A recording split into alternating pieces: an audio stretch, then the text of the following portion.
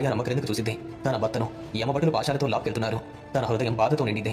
ఆగండి అని విష్ణుదూతలతో చెప్పింది. ఓ యమభటులారా అని కేక వేసింది. వారు వెంటనే ఆగి పైకి చూశారు. తాయారమ్మ అడిగింది, ఇదేమి అన్యాయం? నన్ను వైకుంఠానికి తీసుకువెళ్తున్నారు, నా భర్తను యమలోకానికి తీసుకువెళ్తున్నారు. మేమిద్దరం ఒకే ఇంట్లో ఉన్నాం, ఒకే రోజు మరణించాం. అసలు ఈ వ్యత్యాసం ఎందుకు?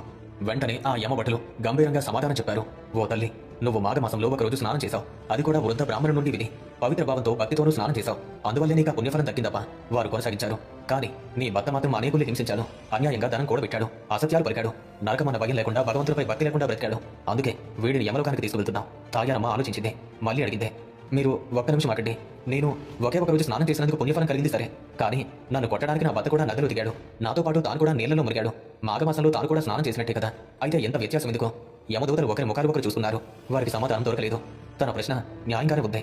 వారు బంగారు చెట్టుని అక్కడే ఉంచి వేగంగా యమలోకానికి వెళ్లారు. చిత్రగుప్తుడు తన పుస్తకంలో లెక్కలు రాస్తూ ఉన్నాడు. ఆ యమదూతలు జరిగిందంతా వివరించారు. తాయారమ్మ అడిగిన ప్రశ్న కూడా చెప్పారు. చిత్రగుప్తుడు ఆసక్తిగా ఉన్నాడు. తన మహాగ్రంథాన్ని తెరిచి బంగారు చెట్టి పాప పుణ్యాల పట్టిక చూశాడు. ఆయన కళ్ళు విప్పారాయి, నోరు తెరుచుకుంది. చిత్రగుప్తుడు ఆశ్చర్యంతో చూశాడు.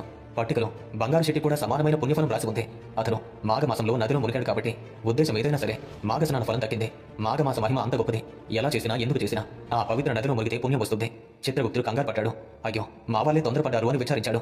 వెంటనే విష్ణుదూతల్ని పిలిపించి బంగారు చెట్టుని కూడా వైకుంఠానికి తీసుకువెళ్ళండి అని చెప్పాడు. విష్ణుదూతలు నివ్వెరపోయారు. కానీ చిత్రగుప్తుని యొక్క ఆజ్ఞను వారు శిరస వహించారు. బంగారు చెట్టుని పుష్పక విమానంలో వైకుంఠానికి తీసుకువెళ్లారు. వైకుంఠ ద్వారాల వద్ద తాయారమ్మ ఆతృతగా చూస్తుంది. తన భర్త ఏమయ్యాడో అని కంగారు పడుతుంది. అప్పుడు ఆకాశంలో పుష్పక విమానం కనిపించింది. దానిలో బంగారు చెట్టి. అతను వైకుంఠంలో అడుగుపెట్టాడు. తాయారమ్మ పరిగెత్తుకొచ్చింది. భార్యాభర్తలిద్దరూ ఆనందంతో కలుసుకున్నారు. బంగారు చెట్టి కళ్ళలో నీళ్లు తిరిగాయి.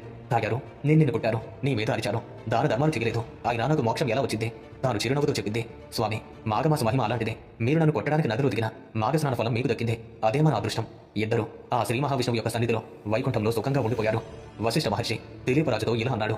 రాజా, విన్నావా ఈ అద్భుతమైన కథను?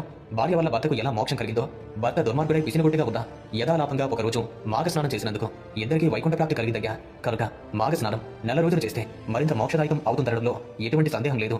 ముఖ్యంగా పౌర్ణమి రోజు, మాఘ పౌర్ణమి నాడు స్నానం, దానం, జపం, తపం చేస్తే అసాధ్యమైనటువంటి పుణ్యఫలం కలుగుతుంది. మాఘమాసంలో పౌర్ణమి దినం అత్యంత పవిత్రమైనది.